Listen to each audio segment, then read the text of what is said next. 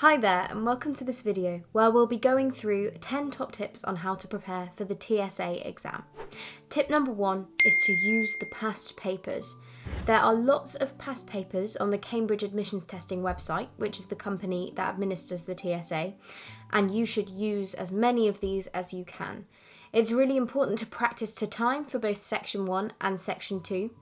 And if you run out of practice papers for the TSA, you can also use BMAT Section 1 past papers, as these follow the same format as the TSA Section 1, so can be used to practice that aspect of the TSA. Tip number 2 is to learn the different question types in Section 1. There are different types of question in Section 1, and being able to spot them will help you get better at recognising what the question is asking you to do and what kinds of reasoning are required of you. In our TSA Section 1 video, we go through those question types, so have a watch of that to get familiar with the different questions in Section 1. Tip number 3 is to keep up with current affairs. Keeping up with the news can help in several ways. First of all, you can use it to practice your critical thinking skills by looking at the arguments in newspaper articles and things like that, and assessing the structure and applying those skills in verbal reasoning that you're developing as part of your Section 1 preparation. Section 2 questions tend to be topical, so if you keep up with the news, you'll have a better idea of what's going on in the world going into the exam, and this might help you answer a question if a question on a major global event comes up in Section 2. Tip number 4 is to do practice essays. If you have to sit Section 2, you'll want to do as many practice essays as you can to get used to the idea of writing an essay in just half an hour. You should practice your essay in the medium you'll be taking the exam. So if your exam is handwritten, practice handwriting all your essays. And if your exam is typed, practice typing your essays. Tip number 5 is to use the practice computer test. The TSA switched to a new computer-based format in 2020, so most of the past papers are in the old format, which was handwritten. There's an example of what the test will look like on the computer at the Cambridge admissions testing website, so have a go at that. There's no answers available for it, but it's still good practice, and it's going to help you feel more confident in the exam, as you won't be wasting any time getting to grips with the computer-based testing system, as you'll have already practiced with it before heading into the exam.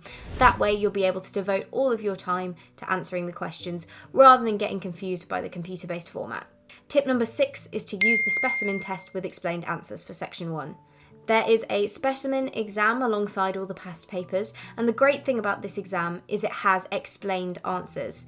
So therefore, when you've had a go at the specimen paper, you can look at those explained answers and see where you went wrong. Use this knowledge of the reasoning expected of you in the TSA exam and apply it to your future practice tests and in the exam itself.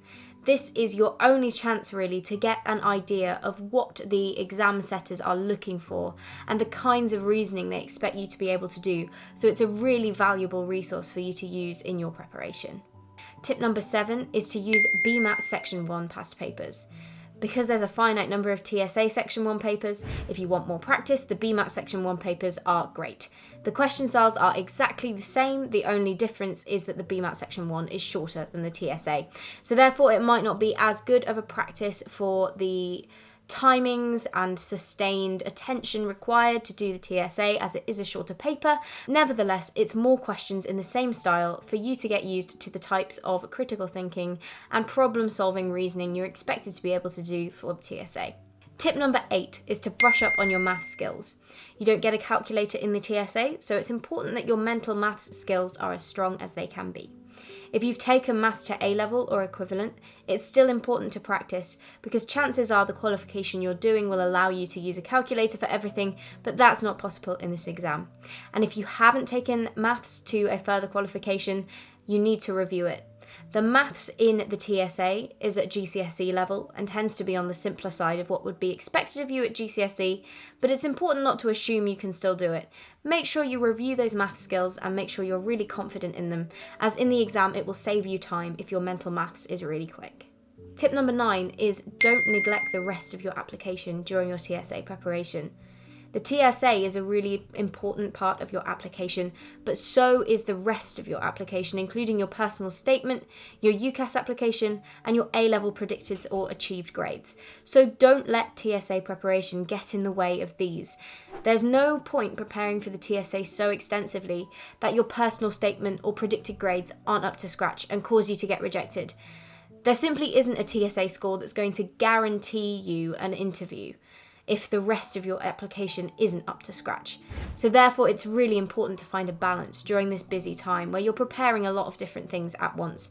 Don't neglect the TSA, but at the same time, don't let it take over your life, as your A-levels, the rest of your application, are still really important things to focus on during this time.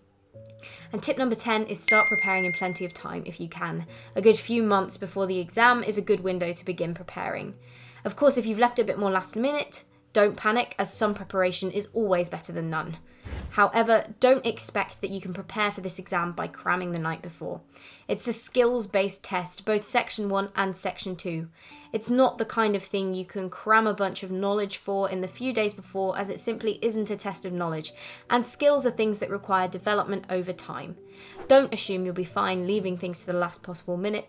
If you have the opportunity to prepare in plenty of time, you should absolutely take it. So that was our 10 top tips on how to prepare for the TSA, and hopefully now you'll be a bit more confident going into your preparation and feel ready to succeed in the exam. Thank you for watching.